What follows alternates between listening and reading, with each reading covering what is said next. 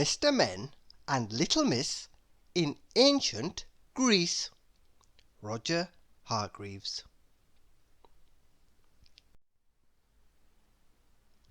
Mr. Impossible and his friends were on a sailing holiday around the Greek islands when a terrible storm blew up.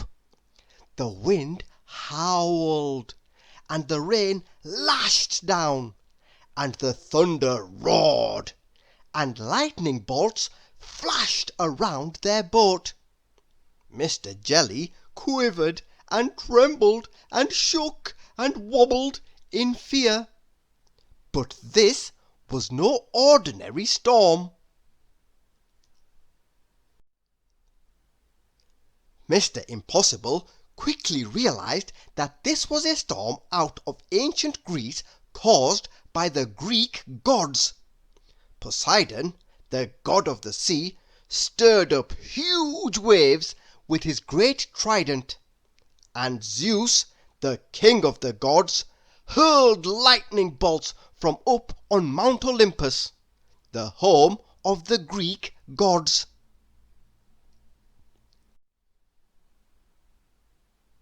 Mr. Impossible's friends cowered in fright, and Zeus and Poseidon laughed in glee. That is, until Mr. Impossible caught a lightning bolt and threw it back at Zeus. "That's impossible!"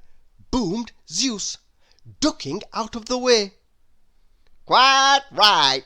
shouted Mr. Impossible.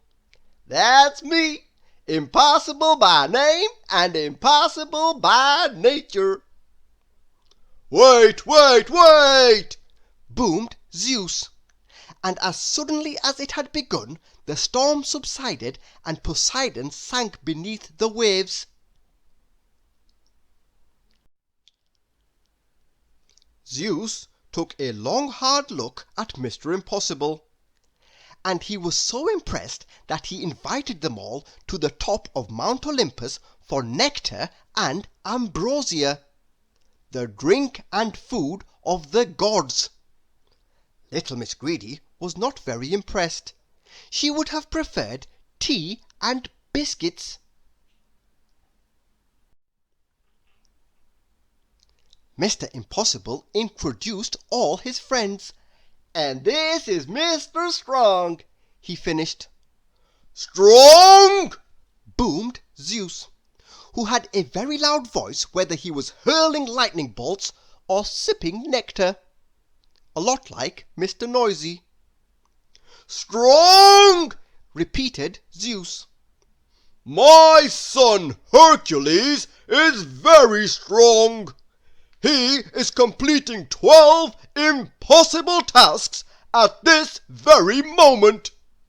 Maybe you could help him." Mr. Strong happily agreed to help, and the winged horse Pegasus flew him to King Aegeus's stables, where Hercules was trying to clean a gargantuan mess, nearly as bad a mess as Mr. Messy's bedroom. King Aegeus kept a huge herd of horses in his stable, which added up to a huge pile of manure. Hercules looked rather dubiously at Mr. Strong when he offered to help, but very soon realized that he had met his match in strength. And do you know what clever plan they came up with? Hercules and Mr. Strong diverted a whole river through the stables to wash them out.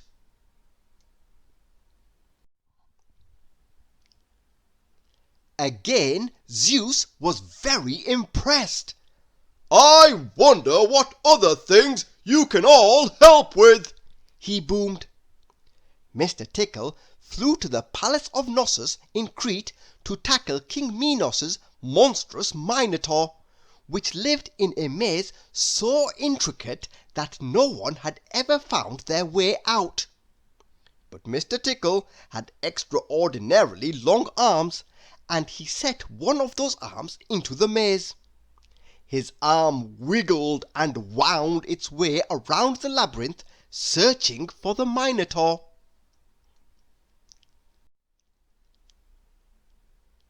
And when he finally found the Minotaur, he tickled and tickled and tickled until he had reduced the Minotaur to a giggling, wheezing heap on the floor.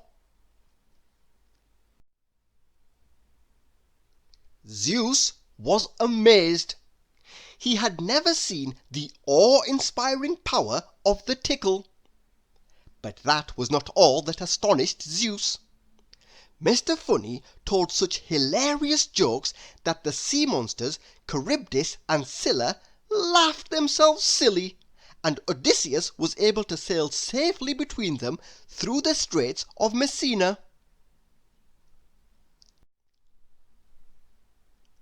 Little Miss Bossy bossed the terrifying Gorgon Medusa into submission. Mr. Bounce bounced the Hydra into knots. Mr. Muddle so confused Cyclops, the fearsome one-eyed giant, that he did not know if he was coming or going. And little Miss Chatterbox helped Jason and the Argonauts.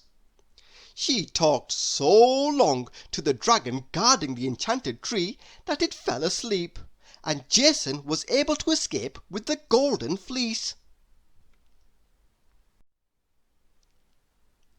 But not all Mr. Impossible's friends were quite so successful. Little Miss Stubborn was just as stubborn as Icarus, and flew too close to the sun, and her wings melted. Mr. Forgetful went to the Acropolis in Athens, where the goddess Athena taught him the secret of eternal wisdom, which he promptly forgot.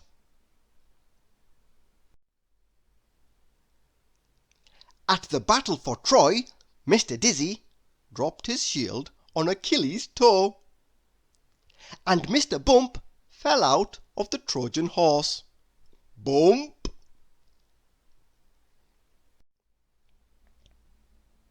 By which time Zeus was not so impressed. The Greek gods could be very fickle, almost as fickle as little Miss Fickle, who could not decide who she was going to help. Should she help Hermes, or Apollo, or Hector? This made Zeus even more annoyed. Little thunderbolts began to spark out at the ends of his fingers, making everyone very nervous.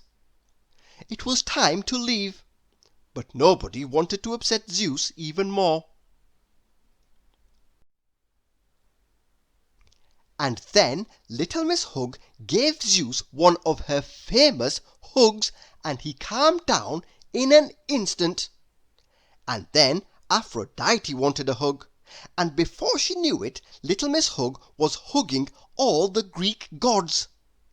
Even Poseidon was given a great big wet seaweedy hug. Thank you for listening.